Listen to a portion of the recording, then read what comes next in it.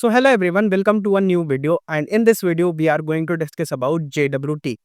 JWT stands for JSON Web Token. It is kind of a authentication mechanism which ideally works on the principle of data encryption and decryption. So I'll explain properly that how the process goes. So basically authentication has two phases. First is login and second is sign up. Sign up basically means you create your account, and login basically means you authenticate yourself to get your information from the application servers, right? Now we'll discuss step by step that how things go. So basically, if you are a new user on any website, you come to the website. After you come to the website sends you to the sign up page to create your account. Now you start entering your information. Usually there are few informations, for example, your name, your email, and your password, right? You fill your information, you click the submit button. Now that submit button makes an API call to the application server, and the first thing that application server does is to verify that if this user already exists. Most of the cases, databases apply this policy saying that there cannot be any duplicate emails. So whenever the server tries to insert your information in the database will throw error that this email already exists. In the same error, the server will forward to the client saying that this email already exists, and you'll get the error on the sign up page. Now you enter any other email and tries to sign up again. Now the first check's passed because this is a new information. This does not exist on the database. So the server performs the next step, which is creating your entry.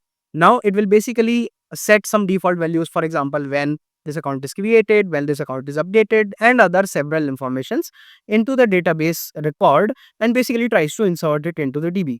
The record successfully inserts it to the DB, and DB basically returns the updated or basically created record, right? And the server has your updated information which it need to send back to the client, because client also need your information to basically show you the dashboard, etc., right?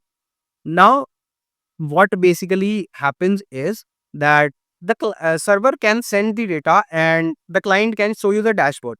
But the problem here is that when you come back again, you'll have to again log in with your credentials, and then you will see the dashboard. But most of the website doesn't want that.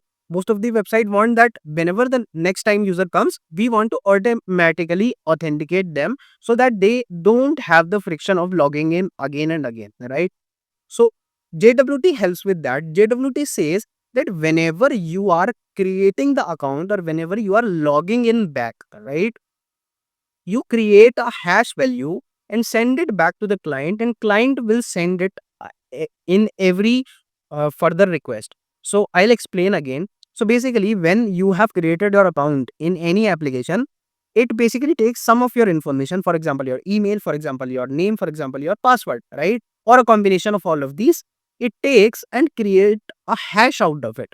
So basically, the JSON information will be converted into a long string hash that will create on the server and will be sent back to the client itself, right?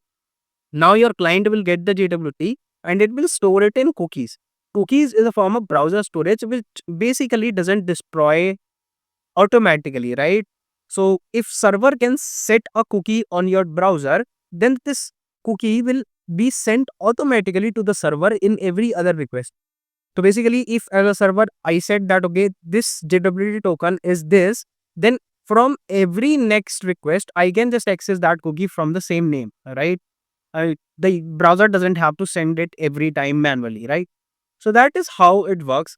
And basically the JWT token is parsed every time in every request, and it is decrypted to authenticate the user.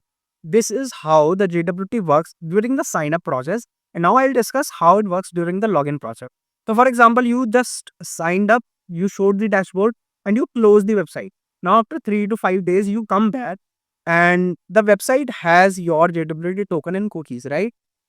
What it will try to do now is, instead of sending you to the login page, it will basically make an API call with the cookie to get the user information.